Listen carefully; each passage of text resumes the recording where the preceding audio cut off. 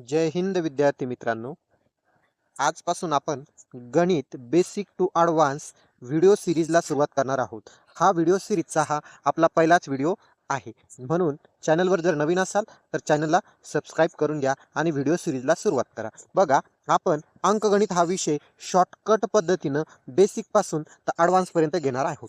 जर बेसिकपासून म्हटल्यानंतर मग आपलं पहिलं प्रकरण कोणतं असणार आहे? तर पहिलेच प्रकरण असणार आहे संख्या प्रकरण. आणि संख्या प्रकरणावरील हा भाग क्रमांक 1 आहे. तर मग हे आपल्याला दररोज व्हिडिओ किती वाजता मिळतील? तर या सिरीजचे व्हिडिओ तुम्हाला रोज संध्याकाळी 7:45 लेक्चर आपलं सुरू होत जाईल. बघा, आपले आता सुरुवातच आहे. लवकरच आपण लाईव्ह लेक्चर सुरू करणार आहोत. त्यासाठी जेवढे विद्यार्थी मित्र आपल्याला कनेक्ट करता येतील तेवढे विद्यार्थी मित्र तुम्ही पण कनेक्ट करण्याचा प्रयत्न करा आणि मी पण कनेक्ट करण्याचा प्रयत्न करू, म्हणजे लवकरच आपल्याला लाईव्ह लेक्चर घेता येतील. चला तर मग लगेच आपण आपल्या व्हिडिओ सिरीजला काय करू, सुरुवात करू. बघा, टॉपिक पहिलाच आहे आपला प्रकरण क्रमांक 1.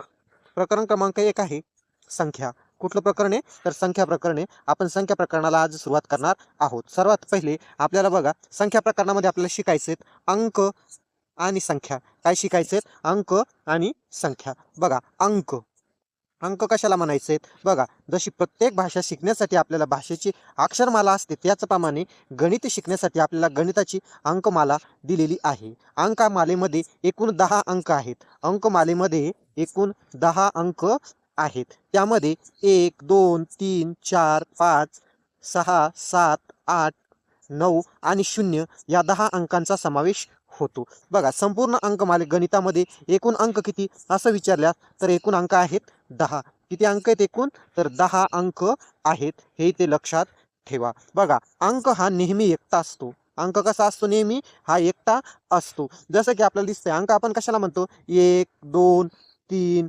4, 5 हे काय सगळे? तर हे अंक आहे. हे नेहमी कसे असतात? एकटे असतात. बघा, अंक जर एकटाच असेल तर त्याची स्थानिक किंमत आणि दर्शनी किंमत सारखीच असते. काय असते? अंक जर एकटा असेल तर त्याची स्थानिक किंमत आणि दर्शनी किंमत सारखीच असते. ज्या वेळेसला आपण संख्येची स्थानिक किंमत आणि दर्शनी किंमत कशाला म्हणतात हे पुढे गेल्यानंतर समजून घेऊ. त्यावेळेसला तुम्हाला हा टॉपिक पूर्णपणे लक्षात येईल. बघा, आता तुम्हाला अंक कशाला म्हणतात हे कळलंय. आता मग आपल्याला दुसरा प्रकार पाहायचा. मग आपला दुसरा प्रकार आहे बघा, संख्या. आपण सुरुवातीला अंक समजून घेतला, आता संख्या. बघा, संख्या कशाला म्हणतात मग? तर बघा, एक किंवा अनेक अंकाच्या समूहापासून संख्या तयार होते. एक किंवा अनेक अंकांच्या समूहापासून काय तयार होते? तर संख्या तयार होते. बघा, संख्येतील अंकाची किंमत ही त्याच्या स्थानावरून ठरते. संख्येतील अंकाची किंमत कशावरून ठरते? तर स्थानावरून ठरते. बघा, ही एक एक ही काय झाली? संख्या. त्याच्यानंतर हा 1 आणि 2 अशा पद्धतीने लिहिला तर हे झाले 12. याला पण म्हणतो आपण काय? तर संख्या म्हणत असतो. बघा, मग पुढचा टॉपिक बघा, संख्येच्या अंकातील स्थानावरून 2 प्रकारची किंमत पडते. बरोबर आहे? संख्येच्या अंकातील स्थानावरून 2 प्रकारची किंमत पडते. बघा, पहिली येतं दर्शनीय किंमत आणि दुसरी आहे स्थानिक किंमत. पहिली कोणती आहे? दर्शनीय किंमत आणि दुसरी कोणती आहे? तर स्थानिक किंमत. तर बघा, मग आपण दर्शनीय किंमत कशाला म्हणतो? दर्शनीय किंमत कशाला म्हणतो? बघा, आपण इथं आता एक संख्या घेऊ. बघा, 1203 1203 ही आपण एक संख्या घेतलेली आहे. बघा, या संख्येमध्ये जर आपण दर्शनीय किमतीचा विचार केला तर या संख्येची 1 ची दर्शनीय किंमत असणार आहे 1, 2 ची दर्शनीय किंमत असणार आहे 2, 3 ची दर्शनीय 0 ची दर्शनीय किंमत असणार आहे 0 आणि 3 ची दर्शनीय किंमत असणार आहे 3. म्हणजे यावरून तुम्हाला असे लक्षात आले असेल की अंकाची किंमत जी आपल्याला दिसते तर त्याच किमतीला काय म्हणतात? दर्शनीय किंमत असे म्हणत असतात. जी आपल्याला दिसते त्याच अंकाच्या किमतीला दर्शनीय किंमत असे म्हणतात. म्हणजे थोडक्यामध्ये जर लक्षात घ्यायचं असेल तर काय म्हणता येईल आपल्याला? जो अंक आपल्याला दिसतो, काय म्हणता येईल? जो अंक दिसतो त्या किमतीला दर्शनीय किंमत म्हणतात. आता त्यानंतर आहे स्थानिक किंमत. मग स्थानिक किंमत कशाला म्हणायचंय? स्थानिक किंमत. आता स्थानिक किंमत, अंक कोणत्या स्थानावर आहे यावरून त्याची स्थानिक किंमत ठरते. बघा, आपण उदाहरण म्हणून घेतलेले आहेत. बघा, इथं 3750. बरोबर आहे? बघा, आता यामध्ये या संख्येतील प्रत्येक अंकाची स्थानिक किंमत त्याच्या स्थानानुसार वेगवेगळी आहे. त्याला आपण स्थानाची मोजणी करत असतो उजव्या साईडनं. बघा, इकडनं मोजायला सुरुवात करत असतो आपण संख्येची. एकक, दशक, शतक, हजार. जसं की हे 0 एकक स्थानी, शून्याची किंमत काय असणार आहे? तर 0च असणार आहे. बरोबर आहे? एकक स्थानी असल्यामुळं एकक स्थानच्या अंकाची किंमत कधीही बदलत नाही, जी तीच असते. एकक स्थानच्या जो अंक असतो त्याची दर्शनी किंमत आणि स्थानिक किंमत दोन्ही कशा असतात, दर्शनी किंमत आणि सारखी किंमत एकक स्थानच्या अंकाची सारखी असते, परंतु दशक स्थानच्या अंकाची किंमत असते 10, सॉरी 5 गुणिले 10 म्हणजे 50. दशक स्थानच्या अंकाची किंमत किती असणार आहे, तर 50 असणार आहे. मग शतक किती आहे, 7. मग 7 वरती किती घर आहेत बघा, 1 आणि 2, मग 2 शून्य देऊन घ्यायचे, म्हणजे ही झाली 7ची स्थानिक किंमत. त्याच्यानंतर हा 3 आहे बघा, तर मग या 3ची स्थानिक किंमत किती, 3 वर किती घर आहेत मग, तर मोजून घ्या बघा, 3 वर 1 2 आणि 3 संख्या आहे 3च्या उजव्या साईडला, म्हणून 3 वरती काय करा, तर 3 शून्य द्या. ही झाली 3ची स्थानिक किंमत. म्हणजे 3ची स्थानिक किंमत आहे 3000, 7ची स्थानिक किंमत आहे 700 आणि 5ची स्थानिक किंमत आहे 50 आणि 0ची स्थानिक किंमत आहे 0. मग आता स्थानिक किंमत आणि दर्शनी किंमत या दोन्ही किमती तुम्हाला व्यवस्थित कळल्या असतील तर आपण लगेच आता पुढचा भाग बघायला सुरुवात करू. बघा आता आपल्याला बघायचे संख्याचे प्रकार. काय पाहिजेत आपल्याला आता, संख्याचे प्रकार. बघा संख्याचा पहिला प्रकार आहे नैसर्गिक संख्या. संख्याचा पहिला प्रकार कोणता आहे, नैसर्गिक संख्या, त्याला आपण म्हणतो नॅचरल नंबर. बघा नैसर्गिक संख्या कशाला म्हणायचं, 1 2 3 4 आणि पुढे अनंत या संख्यांना काय म्हणतो आपण, तर नैसर्गिक संख्या म्हणत असतो. मग नैसर्गिक संख्यांचा वापर कशासाठी होतो, तर या संख्यांचा वापर मोजण्यासाठी होतो, म्हणून यांना मोज संख्याही असे म्हणतात. बरोबर आहे. जसे की उदाहरणार्थ मोजण्यासाठी आपण काय म्हणतो, 1 किलो साखर, बरोबर आहे, 1 किलो साखर, 10 किलो पेढा, बरोबर. या पद्धतीने आपण याचा वापर कशासाठी करतो, मोजण्यासाठी करतो, किंवा 2 पेन, बरोबर. या संख्यांचा वापर कशासाठी करतो आपण, तर मोजण्यासाठी करतो, म्हणून यांना मोज संख्या देखील म्हटले जाते. तर बघा नैसर्गिक संख्या या n या अक्षराने दर्शविल्या जातात. नैसर्गिक संख्या ज्या आहे त्या कोणत्या अक्षराने दर्शविल्या जातात, तर n या अक्षराने त्या संख्या दर्शविल्या जातात. बघा 2 नैसर्गिक संख्यांची बेरीज नेहमी नैसर्गिक संख्याच येते. 2 नैसर्गिक संख्यांची बेरीज नेहमी काय येत असते, 2 नैसर्गिक संख्याच येते. जसं की आपण जर उदाहरण म्हणून घेतलं बघा, 2 अधिक 4 तर बरोबर किती होतात, 6. 6 पण काय तर नैसर्गिक संख्याच आहे. बघा 2 नैसर्गिक संख्यांचा गुणाकारही नेहमी नैसर्गिक संख्याच येतो. त्यानंतर सर्वात लहान नैसर्गिक संख्या 1, सर्वात मोठी नैसर्गिक संख्या अनंत सांगता येत नाही. कारण बघा इथं आपण घेतलं 1 2 3 आणि पुढे dot dot dot dot dot dot dot dot दाखवले, म्हणजे यांची आवृत्ती पुढे चालू आहे. या संख्या पुढे मोठ्या मोठ्या वाढत जातील, मोठ्या मोठ्या होत जातील. बघा त्यानंतर सर्व नैसर्गिक संख्या या धन असतात. सर्व नैसर्गिक संख्या काय असतात, तर धन असतात. त्यानंतर पुढचा आहे गुणधर्म आहेत, 0 ही नैसर्गिक संख्या नाही. 0 ही नैसर्गिक संख्या आहे का, तर 0 ही नैसर्गिक संख्या नाही आहेत. हे तर सर्वांनी लक्षात ठेवायचं आहे. बघा तुम्हाला हे जर लिहून घ्यायचं नसेल किंवा हे लिहून घ्यायचे नसेल तर मला तुम्ही काय करा, व्हॉट्सअपवरनं 98 60 53 07 64 या क्रमांकावरती काय करा, तुमचं नाव आणि जिल्हा व्हॉट्सअपला सेंड करून द्या. आणि तसंच मला सांगा, तिथं टाईप करून पाठवा गणित वर्कबुक. काय पाठवा, गणित वर्कबुक. तर मी तुम्हाला ही जी PDF आहे, मी ज्या PDF वरती शिकवतोय आता सध्याला, ती PDF मी तुम्हाला पाठवून देईल. त्यानंतर आपण संख्याचा आता दुसरा प्रकार बघू. तर संख्यांचा दुसरा प्रकार आहे पूर्ण संख्या. कोणता प्रकार आहे दुसरा प्रकार, तर पूर्ण संख्या. बघा पूर्ण संख्येची सुरुवात होते 0 1 2 3 4 पासून समोर अनंतपर्यंत, यांना काय म्हणतात, तर पूर्ण संख्या म्हणतात. बघा नैसर्गिक संख्या आणि पूर्ण संख्या या दोघांमधला फरक एवढाच आहे, फक्त नैसर्गिक संख्यांची सुरुवात ही 1 पासून होते आणि पूर्ण संख्यांची सुरुवात ही 0 पासून होत असते. मग जर तुम्हाला विचारलं की सर्वात लहान पूर्ण संख्या कोणती, तर सर्वात लहान पूर्ण संख्या कोणती आहे, तर 0. सर्वात मोठी पूर्ण संख्या कोणती सांगता येत नाही, अनंत इन्फिनिटिव्ह तुम्हाला म्हणता येईल. त्यानंतर पूर्ण संख्यांची बेरीज नेहमी पूर्ण संख्याच येते. पूर्ण संख्यांचा गुणाकार पूर्ण संख्याच येतो. पूर्ण संख्याचा गुणाकार काय येतो, पूर्ण संख्याच येतो. पूर्ण संख्या नेहमी धन असतात. पूर्ण संख्या नेहमी काय असतात, तर धन असतात. हेही ते लक्षात ठेवायचं आहे. मग आता पूर्ण संख्या पण तुम्हाला समजल्या असतील. आता त्यानंतर आपण घेऊ तिसरा प्रकार संख्येचा, पूर्णांक संख्या. कोणता प्रकार आहे तिसरा, तर पूर्णांक संख्या तिसरा प्रकार आहे. बघा धन ऋण व 0 या संख्यांना पूर्णांक संख्या असे म्हणतात. कशाला, धन ऋण व 0 या सर्व संख्यांना मिळून पूर्णांक संख्या असे म्हणत असतात. बघा पूर्णांक संख्यांची मांडणी या प्रकारे केली जाते. मध्यमभागी म्हणजे मध्यबिंदू म्हणून 0 लिहिला जातो. आणि जर तुम्ही उजव्या साईडला गेले, मध्यबिंदूपासून उजव्या साईडला गेले तर क्रमाने नैसर्गिक संख्या प्लस होत जातात. म्हणजे जसं की 0 1 2 3 आणि इकडं अनंत. आणि जर तुम्ही मध्यबिंदूपासून डावीकडे गेले तर त्या संख्या लहान लहान होत जातात, म्हणजे -1, -2, -3, -4 या पद्धतीने संख्या या ज्या मध्यबिंदूच्या डाव्या साईडला गेल्यानंतर लहान लहान होत जातात. मग हा 0 ही संख्या मध्यबिंदू आहे. 0 ही संख्या काय आहे? मध्यबिंदू आहे. मग सर्वात मोठी ऋण पूर्णांक संख्या -1. कोणती? -1. मग सर्वात लहान धन पूर्णांक संख्या तर 1. कोणती? 1. इथे लक्षात ठेवा. चला आता आपण नेक्स्ट बघू गुणधर्म. बघा, नेक्स्ट गुणधर्म आहे सर्वात लहान ऋण पूर्णांक संख्या. सर्वात लहान ऋण पूर्णांक संख्या सांगता येत नाही, कारण की आपण शून्यापासून जसे जसे डाव्या साईडला जाऊ तसं -1, -2, -3 म्हणजे या संख्या लहान होत जातील आणि ह्या कशा असतील? अनंत असतील. त्यामुळे आपल्याला सर्वात लहान ऋण पूर्णांक संख्या सांगता येत नाही. बघा, त्यानंतर सर्वात मोठी धन पूर्णांक संख्या ती पण अनंत आहे, कारण की आपण इकडे जसं जसं समोर जात जाऊ तसे तशा संख्या मोठ्या होत जातील, म्हणजे सांगता येणार नाही. बघा, हा एक नियम तुमच्यासाठी एकदम महत्त्वाचा गुणधर्म आहे.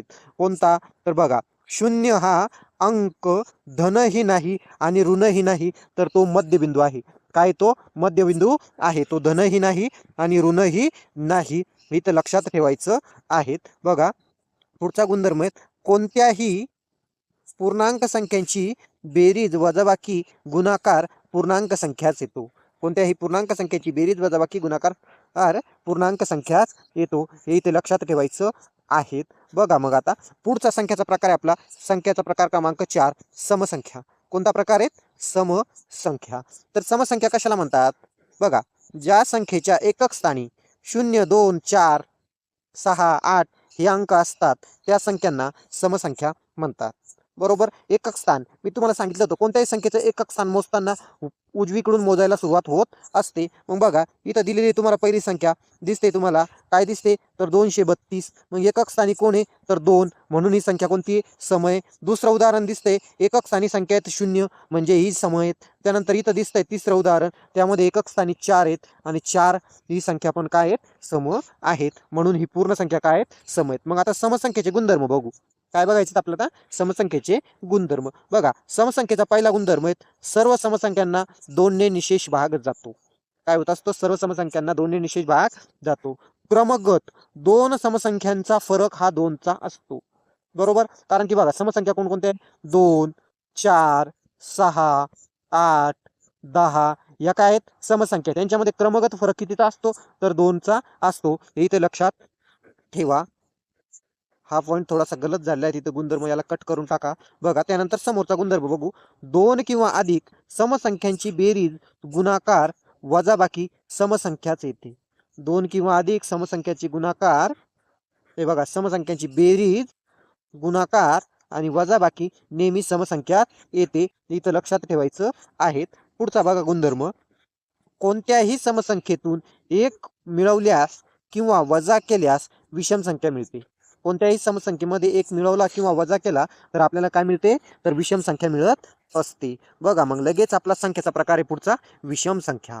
कोणता प्रकार आहे? विषम संख्या. बघा, ज्या संख्येच्या एकक स्थानी 1, 3, 5, 7, 9 यापैकी कोणताही अंक असतो त्या संख्येला विषम संख्या म्हणतात.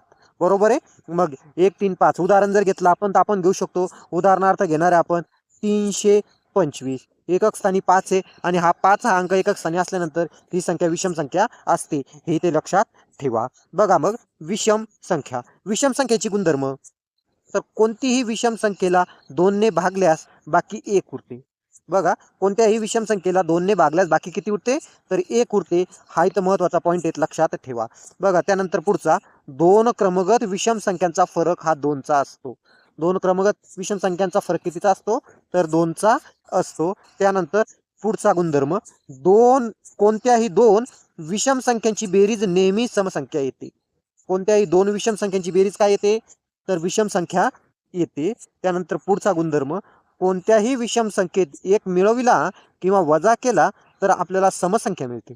कोणत्याही विषम संख्येत जर आपण 1 मिळवलं किंवा वजा केला तर आपल्याला काय मिळते, तर समसंख्या मिळते. त्यानंतर आपला पुढचा प्रकार आहे प्रकार नंबर संख्यांचा 6वा त्रिकोणी संख्या. कोणता प्रकार आहे पुढचा, त्रिकोणी संख्या. मग त्रिकोणी संख्या कशाला म्हणतो आपण, तर बघा, दोन क्रमवार नैसर्गिक संख्येच्या गुणाकाराच्या निमपटीस त्रिकोणी संख्या म्हणतात. दोन क्रमवार नैसर्गिक संख्येच्या गुणाकाराच्या निमपटीस काय म्हणत असतो आपण, त्रिकोणी संख्या म्हणत असतो. जर आपल्याला उदाहरण पाहायचं झालं तर बघा, आपण उदाहरणामध्ये घेऊ, दोन नैसर्गिक संख्या घेऊ. तर मग आपण त्या दोन क्रमवार नैसर्गिक संख्या घेतल्या. बघा, दोन क्रमवार नैसर्गिक संख्या घेतल्या आपण, त्यामध्ये बघा 2 n गुणिला 3 आणि त्याची निमपट करायची म्हणजे भागिले 2 घ्यावं लागेल. बे एक बे कॅन्सल, म्हणजे 3 ही त्रिकोणी संख्या आहे. दुसरं उदाहरण घ्यायचं म्हणल्यावर बघा, 5 आणि क्रमवार नैसर्गिक संख्या म्हणजे 6 आणि भागिला किती 2. बे एक बे त्रिक 6 आणि 3 5 15, म्हणजे 15 पण काय आहेत मग, तर 15 पण त्रिकोणी संख्या आहेत. या संख्यांना म्हणजे दोन क्रमवार नैसर्गिक संख्यांच्या गुणाकाराच्या निमपटीस आपण काय म्हणतो, तर त्रिकोणी संख्या म्हणत असतो. मग आपण त्रिकोणी संख्येचे गुणधर्म बघू. बघा, सर्वात लहान त्रिकोणी संख्या 1, बरोबर. 1 ते 100 पर्यंत एकूण किती त्रिकोणी संख्या आहे, तर 13. किती त्रिकोणी संख्या आहे, तर 13 त्रिकोणी संख्या आहेत, हे ते लक्षात ठेवा. चला मग पुढचा प्रकार बघू आपण, चौरस संख्या. पुढचा प्रकार कोणता आहे संख्याचा, तर तो आहे चौरस संख्या. बघा, चौरस संख्या कोणत्याही पूर्ण वर्ग संख्येला चौरस संख्या म्हणतात. कोणत्याही पूर्ण वर्ग संख्येला काय म्हणतात, तर चौरस संख्या म्हणतात. मग वर्ग संख्या कोणकोणत्या आहे, बघा, 4, 9, 16, 25, 36, 49. मग या संख्यांना काय म्हणतो आपण, तर चौरस संख्या म्हणत असतो. कारण कोणत्याही पूर्ण वर्ग संख्येला आपण चौरस संख्या म्हणत असतो. बघा, पुढचा संख्याचा प्रकार आहे आपला मूळ संख्या. 8वा प्रकार कोणता आहे, मूळ संख्या. बघा, मूळ संख्या कशाला म्हणतात, ज्या संख्येला 1ने व त्याच संख्येने भाग जातो त्या संख्येला मूळ संख्या असे म्हणतात. काय म्हणतात, त्या संख्येला मूळ संख्या असे म्हणत असतात. बघा, आपण जर 1 ते 100 पर्यंत संख्यांचा विचार केला, किती, 1 ते 100 पर्यंत संख्यांचा विचार केला, तर एकूण 25 मूळ संख्या आहेत.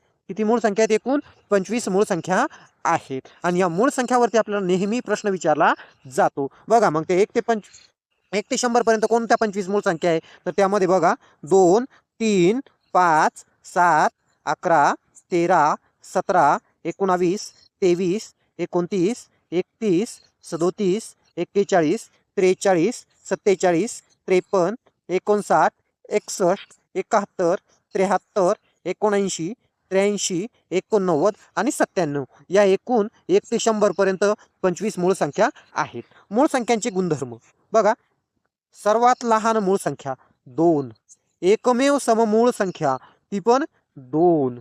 मूळ संख्या अनंत आहेत. मूळ संख्या किती आहेत, अनंत आहेत. सर्वात मोठी मूळ संख्या अनंत, म्हणजे सांगता येत नाही. बघा, एक ही मूळ संख्या नाही, हा पॉइंट इथं महत्वाचा आहे. एक ही मूळ संख्या नाही. त्यानंतर 1 ते 100 पर्यंत एकूण किती मूळ संख्या आहे, तर मी सुरुवातीला सांगितलं तुम्हाला एकूण 25 मूळ संख्या आहेत. बघा, मूळ संख्यांचा मसावी नेहमी 1 असतो. 2 किंवा अधिक मूळ संख्यांचा मसावी किती असतो, नेहमी 1 असतो. मूळ संख्यांचा लसावी त्यांच्या गुणाकाराच्या निम्मा असतो. बघा, मूळ संख्यांचा मसावी हा त्यांच्या गुणाकारा एवढा असतो, निम्मा नाही. तर किती असतो, 2 किंवा अधिक मूळ संख्यांचा जो लसावी असतो हा त्यांच्या गुणाकारा इतका असतो. किती असतो, गुणाकारा इतका असतो. मग आता तुम्हाला मूळ संख्या हा प्रकारही समजला असेल, तर आपण पुढचा प्रकार बघू. पुढचा प्रकार आहे बघा आपला जोडमूळ संख्या.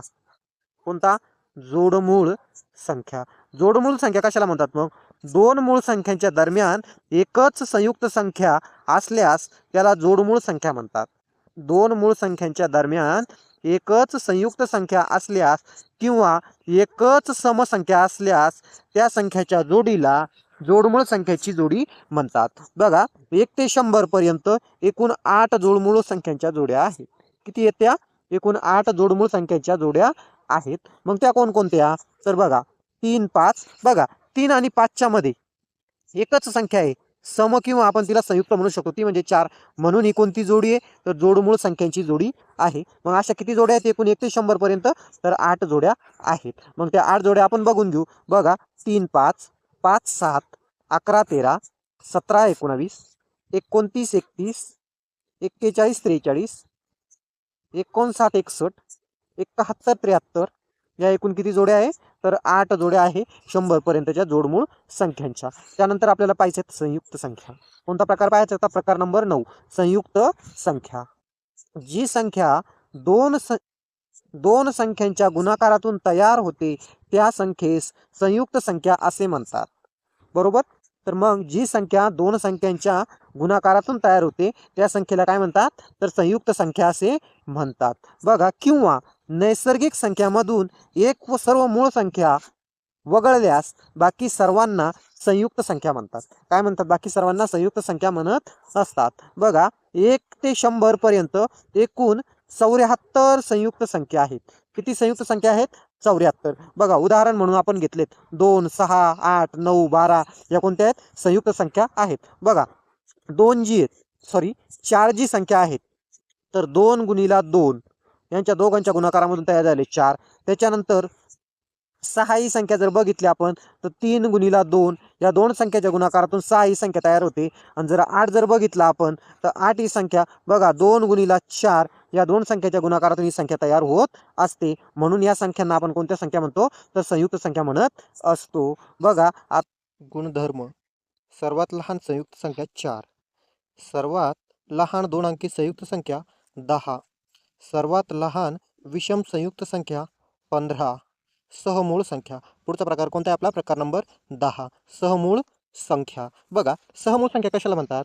तर ज्या 2 संख्यांच्या मध्ये एकही सामायिक अवयव नसतो त्या संख्यांच्या जोडीला सहमूळ संख्याची जोडी म्हणतात. कशाला म्हणतात मग सहमूळ संख्येची जोडी? ज्या 2 संख्यांच्या मध्ये एकही सामायिक अवयव नसतो त्या संख्यांच्या जोडीला सहमूळ संख्याची जोडी असे म्हणतात. बघा आपल्याला उदाहरण म्हणून इथं दिलेले आहेत काय? 11 आणि 12. बघा 11 आणि 12 आपण 11 आणि 12चे जर अवयव पडले तर बघा 11 ही मूळ संख्या आहे त्यामुळे हिचे गुणाकार स्वरूपामध्ये अवयव पडत नाही. पण हे 12 आहे त्या 12चे अवयव पडतात. 12चे अवयव किती पडू शकतात? तर बघा 6 गुणिला 2 किंवा अवयव पडतील 3 गुणिला 4 किंवा अवयव पडतील बघा 2 गुणिला 3 गुणिला 2. 3 दुणे 6 6 दुणे 12. पण या 11 मध्ये आणि या 12 मध्ये एखादा अवयव सामायिक दिसतोय का? तर सामायिक अवयव नाही. त्यानंतर 17 आणि 23. कोणती? 17 आणि 23 ही जोडी दिलेली आहे. ह्या दोन्ही संख्या मूळ असल्यामुळे यांचे दोघांचे अवयव पडत नाही. म्हणूनही ही पण सहमूळ संख्यांची जोडी आहेत. मग तुमच्या सहमूळ संख्यांची जोडी कशाला म्हणतात? लक्षात आली असेल गुणाकार पद्धतीने. बघा आता तुम्हाला मी एक उदाहरण देतोय की जी की सहमूळ संख्येची जोडी नाही आहेत. बघा 16 आणि 14. 16 आणि 14चे जर अवयव पाडले तर बघा 2 गुणिला 8 आणि याचे अवयव पडतील 7 गुणिला 2. बरोबर आहे. पण मग याच्यामध्ये हा 2 आणि हा 2 दोन्ही काय झाले? तर सामायिक अवयव आले. काय झालं? हे दोन्ही सामायिक अवयव आलेले आहेत. म्हणून यामध्ये काय झालेले? हा 2 आणि हा 2 सामायिक अवयव आहे. म्हणून ही 14 आणि 16 ही काय आहेत? सहमूळ संख्यांची जोडी नाही आहेत. आलं असेल तुमच्या लक्षात सहमूळ संख्या आपण कशाला म्हणतो? तर मग बघा आता आपल्याला पाहिजे सहमूळ संख्येचे काही गुणधर्म आहेत. बघा सहमूळ संख्येचे गुणधर्म काय आहेत? बघा गुणधर्म पहिला बघा सहमूळ संख्यांचा मसावी 1 असतो. त्यानंतर पुढचा सहमूळ संख्यांचा लसावी त्यांच्या गुणाकारा इतका असतो.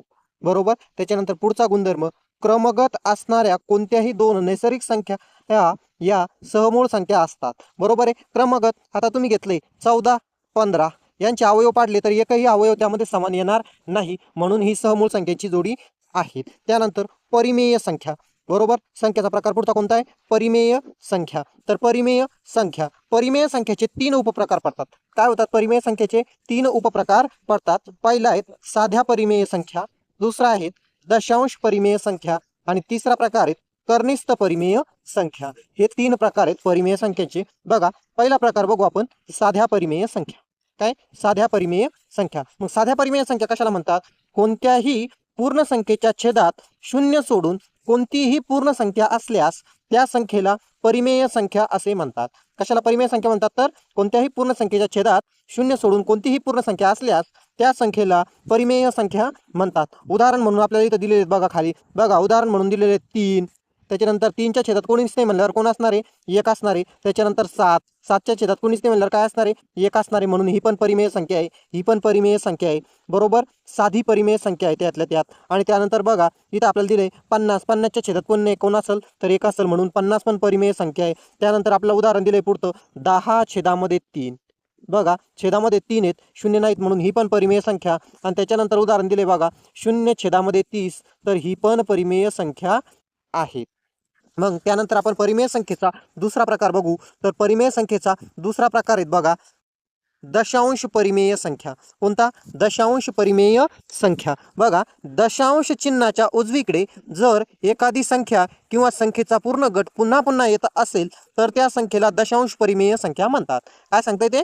दशांश चिन्हाच्या उजवीकडे जर एखादी संख्या किंवा एखाद्या संख्येचा गट पुन्हा पुन्हा येत असेल तर त्या संख्याला दशांश परिमेय संख्या असे म्हणतात. उदाहरणार्थ आपल्याला दिलेले आहेत बघा इथं 0.3333 आणि इकडे समोर अनंत होत जाते. बघा 3 रिपीट होतंय, म्हणून ही काय तर दशांश परिमेय संख्या आहेत. त्यानंतर आपल्याला दुसरं उदाहरण म्हणून दिलेले आहेत बघा.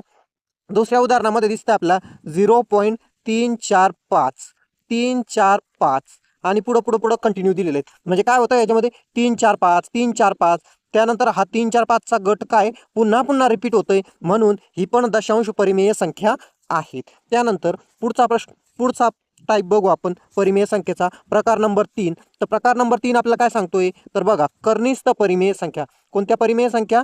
कर्निस्थ परिमेय संख्या. कर्निस्थ परिमेय संख्या कशाला म्हणायचं आहे आता तर बघा ज्या कर्णीचे उत्तर पूर्ण संख्येत बाहेर निघते तिला कर्निस्थ परिमेय संख्या असे म्हणतात. ज्या कर्णीचं उत्तर पूर्ण स्वरूपामध्ये बाहेर निघते त्या संख्येला कर्निस्थ परिमेय संख्या असे म्हणतात. बघा आपल्याला पहिलं उदाहरण दिलेलं आहे तिथं वर्गमुळात 16. कर्णीमध्ये किती तर 16. जर या 16ला आपण कर्णीतून बाहेर काढलं तर 16चं वर्गमूळ किती तर 4, म्हणजे वर्गमुळात 16 ही परिमेय संख्या आहे. आणि कोणती परिमेय संख्या आहे? कर्निस्थ परिमेय संख्या आहेत. तर बघा आपल्याला पुढचा प्रश्न दिलेला आहे बघा. पुढचं उदाहरण म्हणून दिले आहेत 4 मुळामध्ये 16. काय दिलेले आहेत? 4 मुळामध्ये 16. याचा अर्थ असा होतो की हे 4 जे आहेत हे 16 जे आहेत कोणत्या तरी संख्येच्या 4 पटे. मग कुणाच्या 4 पटे बघा तर वर्गमुळामध्ये आपण या 16चे अवयव पाडू. बघा 2 गुणिला 2 गुणिला 2 गुणिला 2. 1 बेदुने 4 4 दुने 8 8 दुने 16. म्हणजे याला बाहेर निघतील 2. किती बाहेर निघतील? 2 निघतील. म्हणजे चौथ्या मुळात 16 ही पण कर्निस्थ परिमेय संख्या आहे. त्यानंतर तिसऱ्या मुळात 8. कितव्या मुळात? तिसऱ्या मुळात 8. तर बाहेर किती निघणार आहेत मग इथं पण तर 2 बाहेर निघतात, म्हणून तिसऱ्या मुळात 8 ही पण कर्निस्थ परिमेय संख्या आहेत.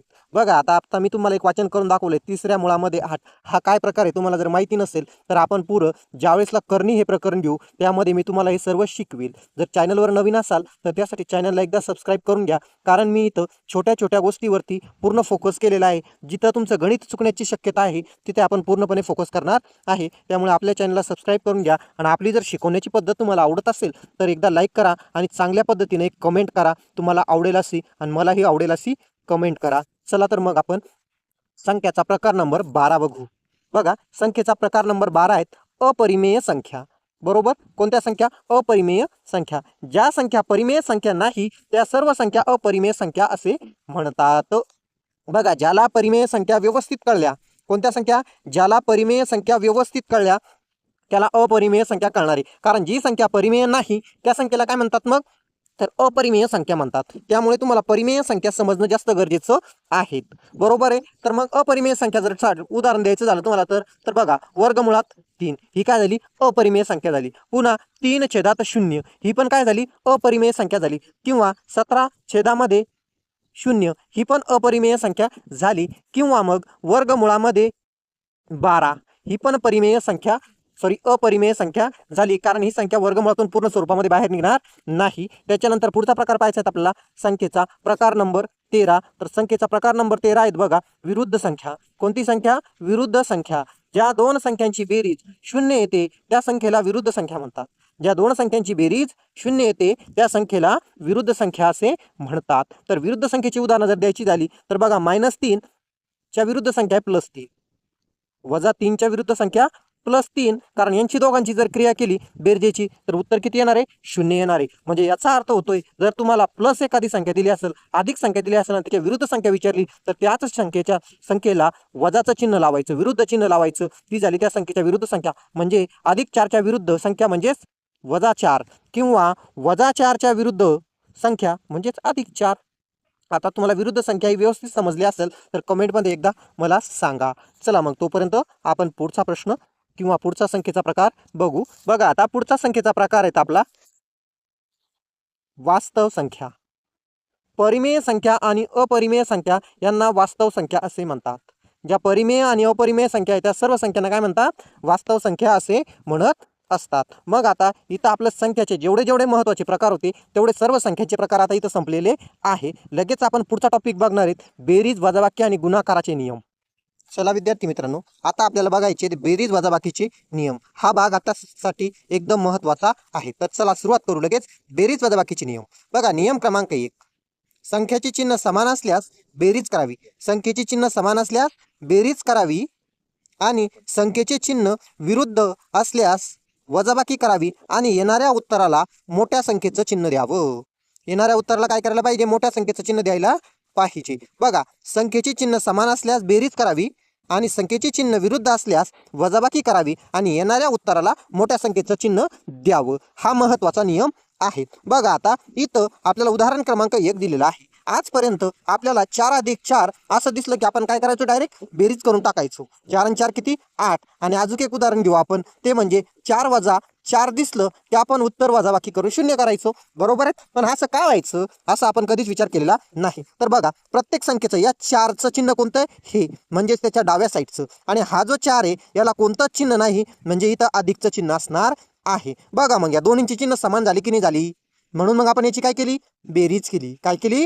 तर बेरीज केली. त्यानंतर बघा आता हा 4 याचं चिन्ह कोणतं आहे? हे डाव्या साईडचं. कोणतं चिन्ह याचं? हे डाव्या साईडचं याचं चिन्ह आहे. तर बघा त्यानंतर हा जो 4 आहे या 4चं चिन्ह कुठं असेल? मग इथं. याला कोणतं चिन्ह नाही, म्हणजे कोणतं चिन्ह असणार आहे? तर अधिकचं चिन्ह असणार आहे. बघा झाली की नाही दोघांची चिन्ह विरुद्ध?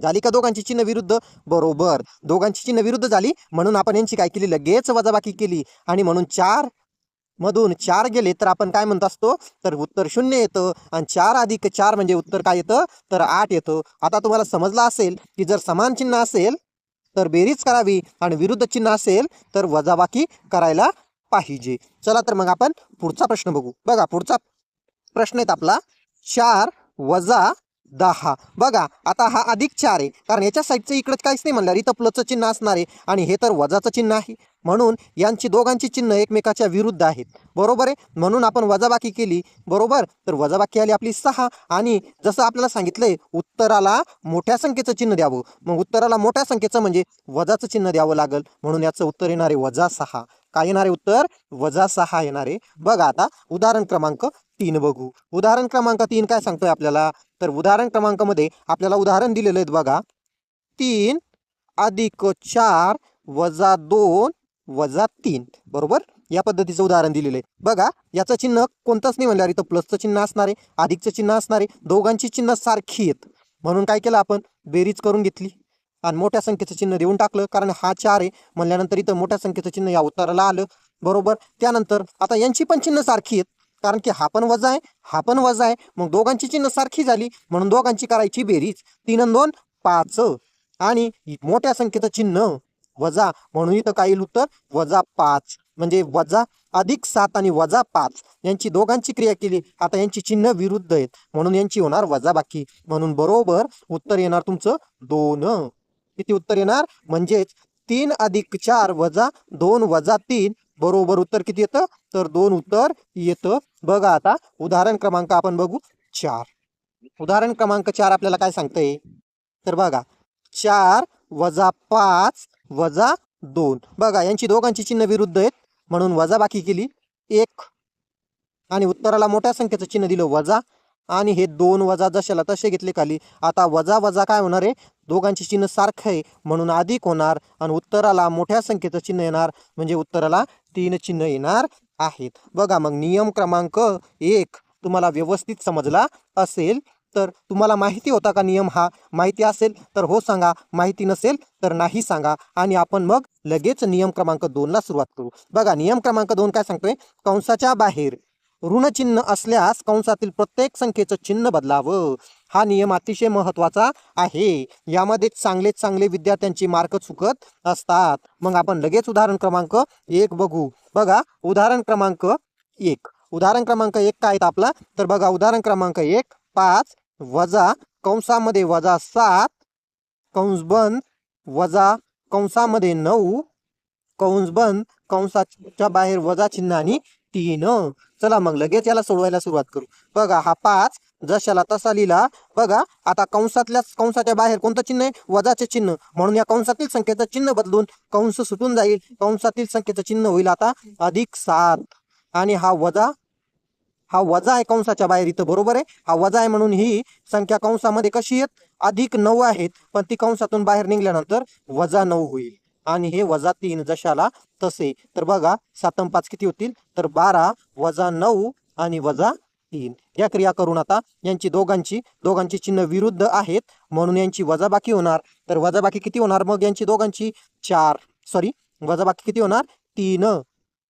किती होणार? 3. पण कशी? मोठ्या संख्येचं चिन्ह +3 आणि हे -3. बरोबर. दोघांची चिन्ह पुन्हा विरुद्ध दिसत आहे. एक येत +3 आणि एक येत -3, म्हणून यांची दोघांची वजाबाकी होईल. म्हणजे उत्तर येणार 0. उत्तर काय येणार मग याचं? पहिल्या समीकरणाचं उत्तर काय आलं तुमच्या? तर 0 उत्तर आलेलं आहे. बघा आता उदाहरण क्रमांक 2 आपल्याला सोडवून पण दिलेलं आहे आणि त्याचं उत्तर पण त्या समोर लिहून दिलेलं आहे. बरोबर आहे. दिसतंय उदाहरण क्रमांक 2चं उत्तर पण इथं लिहिलेलं दिसत आहे. बरोबर आहे. उत्तर किती आहेत? -4. इकडे साईडला लिहून ठेवतो. बघा आपण प्रश्न घेऊन बघू उत्तराचं खरंच उत्तर -4 येतंय का? तर बघा 7 वजा कंसामध्ये 2 अधिक 3 अधिक 4 कंस बंद आणि कंसाच्या बाहेर -2 या सर्व समीकरणाचं उत्तर किती येतं म्हणे? -4 येतं असं आपल्याला सांगितलेलं आहे. पण आपण त्याचा पडताळा करून बघणार आहेत. बघा 7 आता कंसाच्या बाहेर वजाचं चिन्ह आहे म्हणून हा 2 जो आहे हा किती होईल? +2 आहे हा, तर हा -2 होईल. किती 2 होईल? -2 होईल. आणि हा +3 आहे, हा पण कंसातून बाहेर निघाल्यानंतर काय होईल मग? याचा पण -3 होईल. आणि हा +4 आहे, हा पण -4 होईल. आणि हा -2 जशाला तसा राहील. बघा आता यांची दोघांची चिन्ह विरुद्ध आहेत. बरोबर आहे. मग दोघांची चिन्ह विरुद्ध आहे म्हणून वजाबाकी होईल आणि उत्तराला चिन्ह मोठ्या संख्येचं लागल. बघा यांची दोघांची चिन्ह समान आहे, मग 4 आणि 3 7 होतील आणि उत्तराला मोठ्या संख्येचं चिन्ह लागल. बरोबर. आणि हा -2 जशाला तसा. बघा यांची दोघांची चिन्ह पुन्हा विरुद्ध आहे, म्हणजे विरुद्ध चिन्ह आहे म्हणल्यानंतर यांची वजाबाकी होणार. म्हणजे 7 मधून 5 गेले, 2 उरणार आणि चिन्ह मोठ्या संख्येचं वजा लागणार आणि पुन्हा याची क्रिया. बरोबर. याचं कोणतं चिन्ह आहे? तर वजाचं चिन्ह आहे म्हणून हे -2 वजा किती होणार? तर अधिक सारखं चिन्ह आहे म्हणून बेरीज होणार. म्हणजेच आणि चिन्ह लागून जाणार. दोन्ही संख्या सारखं आहे म्हणल्यानंतर वजाचं चिन्ह लागणार. बरोबर उत्तर आलेलं आहे आपलं -4, जे की आपल्याला काढून दिलेलं होतं पहिलेच उदाहरणामध्ये. ते उत्तर बरोबर आहे. आपला पडताळा झालेला आहे. बघा आता आपल्याला पाहायचं आहे आता उदाहरण क्रमांक 3. काय पाहिजे? उदाहरण क्रमांक 3. आता उदाहरण क्रमांक 3 आणि 4 तुम्ही सोडवून बघा आणि उत्तर 13 येतंय की नाही येतंय कमेंट बॉक्समध्ये मला नक्की मेन्शन करून सांगा. बघा आता नियम क्रमांक 4. कंसाच्या बाहेर जर धनचिन्ह असल्यास कंसातील चिन्ह तशीच ठेवावीत. कंसाच्या बाहेर जर कोणतं चिन्ह आहे? धनचिन्ह आहे, तर कंसातील चिन्ह काय करायला पाहिजे? तसेच ठेवायला पाहिजे. कसे ठेवायला पाहिजे? कंसातील चिन्ह तसेच ठेवायला पाहिजे. लगेच उदाहरण घेऊ आपण. बघा 3 अधिक 4 कंसाच्या बाहेर चिन्ह आहे अधिक कंसामध्ये 2 वजा 4 म्हणून आता कंसातील चिन्ह काही बदलणार नाही म्हणून कंस सोडून घेतला. उत्तर आलं किती? -4 आणि हे 4 आणि त्यानंतर हे 3 अधिक 3 म्हणजे 4 आणि 3 किती? 7. 4 आणि 3 किती? 7 आणि त्यातून वजा करायचे. सॉरी इथं -2 येतील कारण यांची वजाबाकी केल्यानंतर काय येतील? हे -2 येतील. 4 आणि 3 किती होतील? 7 होतील आणि 7 मधून 2 गेले खाली किती उरतील? तर 5 उरतील. म्हणून या पहिल्या समीकरणाचं उत्तर किती आहे? तर 5 आहेत. मग हे जे खालचे 2 उदाहरण दिसतंय याची उत्तरं तुम्ही काढा आणि पडताळा करून मला सांगा तुम्हाला जमले किंवा नाही जमले. तर आपण तोपर्यंत पुढचा नियम बघू. गुणाकारामध्ये ऋण व धनचिन्हाच्या नियमासंबंधित पुढील नियम लक्षात ठेवा. बरोबर आहे. आता गुणाकार दिलेले असतील तर त्यासाठी आपल्याला पुढील 2 नियम आहेत, तेवढं 2 नियम लक्षात ठेवायचे आहेत. बघा नियम क्रमांक 1.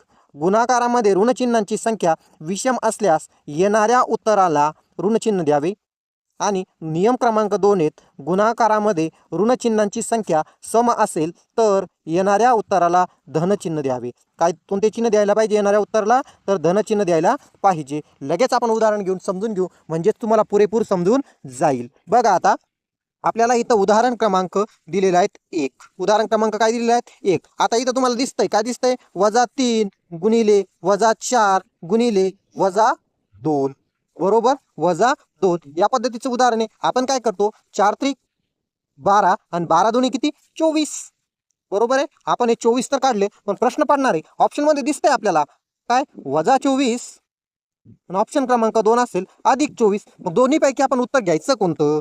तर बघा आता इथं काही मोठ्या संख्येचा नियम तर आपण लावू शकत नाही कारण की इथं काय होतंय ही मोठी संख्या आहे ही लहान संख्या आहे आणि ही एक संख्या आहे म्हणजे 3 संख्या आहे. आता करायचं काय अशा उदाहरणामध्ये चिन्हांची संख्या मोजायची 1 2 आणि 3. चिन्हांची संख्या किती भरली? वजा चिन्हांची संख्या 3 भरली आणि 3 हा अंक कोणता आहे? तर विषम आहे म्हणून येणाऱ्या उत्तराला वजाचं चिन्ह द्या बरोबर. बघा आता त्यानंतर आपण पुढचा नियम बघू पुढचं उदाहरण बघू. उदाहरण क्रमांक 2 बघा उदाहरण क्रमांक 2 मध्ये -3 गुणिला 5 गुणिला 5 गुणिला -2 बरोबर. तर मग याचा आता सगळ्यात पहिले गुणाकार करून घेऊ. 3 5 15 3 5 15 15 5 75 75 दुने 150 उत्तर किती आलं? 150 बरोबर. परंतु आता उत्तराला चिन्ह द्यायचं कोणतं? तर उत्तराला चिन्ह बघा 1 आणि 2 वजाच्या चिन्हांची संख्या मोजली आपण किती भरली? 2 भरली आणि 2 ही संख्या कोणती आहे? समसंख्या आहेत. कोणती संख्या आहे? सम. म्हणून येणाऱ्या उत्तराला कोणतं चिन्ह द्यायचं? अधिकचं चिन्ह द्यायचं. आणि हाच नियम आपण कुठं शिकलो? तर बघा हा आपला नियम क्रमांक 1 होता की गुणाकारामध्ये ऋण संख्यांची चिन्ह जर विषम आल्यास बरोबर तर येणाऱ्या उत्तराला ऋणचिन्ह द्यावे आणि गुणाकारामध्ये ऋण चिन्हांची संख्या जर सम असेल तर येणाऱ्या उत्तराला कोणतं चिन्ह द्यायला पाहिजे? धनचिन्ह द्यायला पाहिजे. बघा त्यानंतर आपलं पुढचं उदाहरण दिलेत उदाहरण क्रमांक 3. उदाहरण क्रमांक 3 काय दिलेले आहेत? तर बघा उदाहरण क्रमांक 3 आपल्याला दिलेलं आहे 3 - 3 चा चौथा घात म्हणजे -3 4 वेळेस. मग बघा 3 गुणिला 3 गुणिला 3 गुणिला -3 किती वेळेस आहे? 4 वेळेस आहे. म्हणून बघा 3 त्रिक 9 9 त्रिक 27 आणि 27 त्रिक 81 बरोबर. 81 1 2 3 आणि 4 ऋणचिन्हांची संख्या किती आली? 4 आली बरोबर आहे. 4 ही संख्या कोणती आहे? तर सम आहेत. कोणती आहे?